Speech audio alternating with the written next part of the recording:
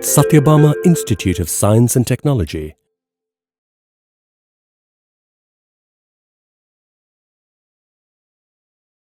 Good morning. I'm Dr. Deepa, Assistant Professor, College of Physiotherapy, Sathyabama Institute of Science and Technology, deemed to be university. Now let us go into a third part of principles of aerobic exercise. What is an exercise program? An exercise program is a carefully planned program or a regime that can result in higher levels of fitness for healthy individuals or individuals who are having decreased functional capacity, ill patients who are having chronic disease for a very long time. There are three components for these exercise. One is a warm-up, aerobic exercise period, and the third is the cool-down period. Now let us see what is the warm-up period. Physiologically, a time lag is there between, or a delay is there between the onset of the activity and the bodily adjustment, which is need to meet the physical requirements of the body. Physiological responses while doing a warm-up exercise is there is an increased temperature of the muscle contraction by reducing the muscle viscosity, increasing the rate of nerve conduction. Furthermore, there is an increased need of oxygen to meet the needs of energy demands of the muscle. Extraction from hemoglobin is greater at higher muscle temperature leads to oxidative processes. Dilatation of the previously constricted capillaries with an increase in the circulation, augmenting the oxygen delivery to the active muscles and minimizing the oxygen deficits and the formation of lactic acid. Adaptation in sensitivity of the neural respiratory center to various exercise protocols. Purpose. The warm-up prevents and also decreases the susceptibility of musculoskeletal system to injury. It also prevents the occurrence of ischemic electrocardiographic changes and arrhythmias. The guidelines. The warm-up shows that the warm-up should be very gradual and sufficient to increase muscle and core temperature without causing fatigue or reducing the energy reserves.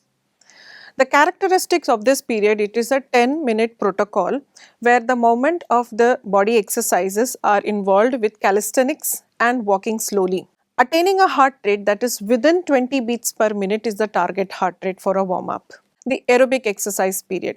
This is the most important period and it is the conditioning period. Attention to the determinants of intensity, duration, mode and frequency are being provided to have an impact and enhance the effectiveness of the exercise program. The main consideration when choosing a specific method of training is to stimulate the stroke volume and the cardiac output, to enhance the local circulation and aerobic metabolism in the appropriate muscle groups. The exercise period must be within a person's tolerance level, also threshold level for adaptation.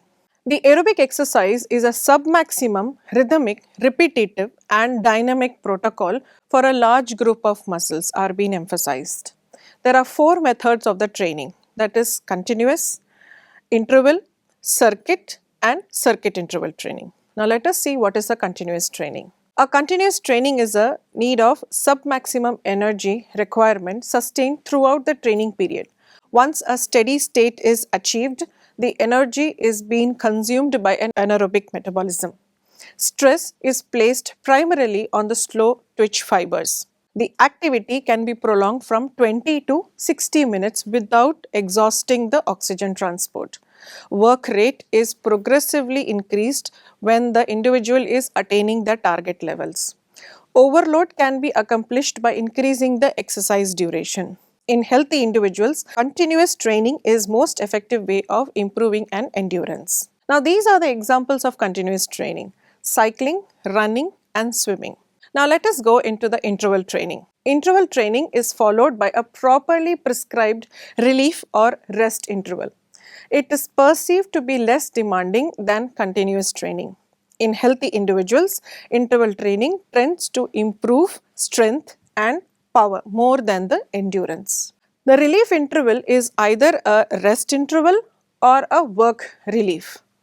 Rest interval is a passive recovery or a work relief is an active recovery, and its duration maintains from few seconds to couple of minutes. Work recovery involves continuing the exercise but at reduced level from the work period. During the relief period, a portion of muscular stores of ATP and oxygen associated with myoglobin were depleted. Here it is been replenished with an aerobic system. An increase in VO2 max has been provided. Longer the work interval, the more aerobic system is being stressed. So to have an effective impact on the aerobic system, a 1:1 ratio or a 1:5 ratio of work and relief interval can be provided. A significant amount of high intensity work can be achieved with an interval or intermittent work where there is an appropriate spacing of work and relief intervals. Here I have taken a small example of a light interval training. Now let's say a person is taking up a 20-minute walk jog workout. He initially starts a warm-up exercise of 8 minutes. He increases a pace of 1 minute for slow jog or very fast walk, then slows down for 2 minutes with brisk walk. The total 20 minutes he will take 3 consecutive pace of higher walking or slow jog and then intervals in between of 2 minutes brisk walk. By the end of the training, he will cool down with a brisk walk of 5 minutes. Now, this is a light interval training. This is a level 2 interval training where the individual takes a 40 to 45 minute of jog run workout where the individual starts with a light jog of 8 minutes, takes a high pace of 2 to 3 minutes of jog or run with hard effort. So, he pushes his system and there are 5 paces of high jog or run hard effort taken by the individual. Each of these paces are maintained for 2 or 3 minutes and he cools down with a light jog of 5 minutes. So, this whole episode takes for 40 to 45 minutes. Circuit training. The circuit training employs a series of exercise activity. So, at the end of the last activity, the individual starts from the beginning and moves to the end and repeats it as a round. Several exercise modes can be used involving large group of muscles or small group of muscles, static or dynamic exercises. Use of circuit training can improve strength and endurance by stressing both the aerobic and the anaerobic systems. The examples of a circuit training, here I have taken a mixed upper extremity and lower extremity circuit training. A person starts with lateral raises of a particular repetition and a hold time, then goes to a plank, again a particular prescribed repetitions, then bent over dumbbell row, then proceeds to overhead triceps extension, then one leg lunge and then push-ups. By the end of the 6th activity, he again continues with the first activity of lateral.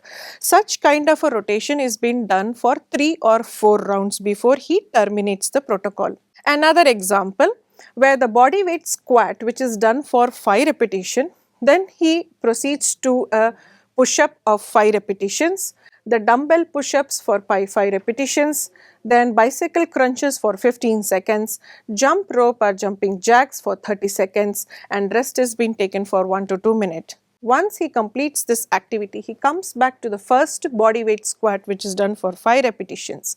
This he repeats for 3 to 4 rounds and then terminates the protocol. This is called as the circuit training. Circuit interval training. Combining the circuit and interval training is effective because of the interaction of the aerobic and the anaerobic systems with the production of ATP. With the relief interval, there is a delay in the need of glycolysis and the production of lactic acid prior to the availability of oxygen supplying the ATP. Cool down period. This is the last for this session and the purpose for cool down period is preventing pooling of the blood in the extremities by continuing the use of muscles to maintain venous return, prevent fainting by increasing the return of the blood to the heart and brain as cardiac output and venous return, enhances the recovery period with the oxidation of metabolic waste and replacement of energy stores, prevent myocardial ischemia, arrhythmias and other cardiovascular complications. The period should last for 5 to 10 minutes. As we have come to the end of this session, this lecture video I would like to summarize. We have started to understand the exercise program. Later on we went to what are the 3 periods: warm up, cool down, and in between we have the aerobic program. Later on we understood how many methods of training are there and what are their physiological responses. Thank you.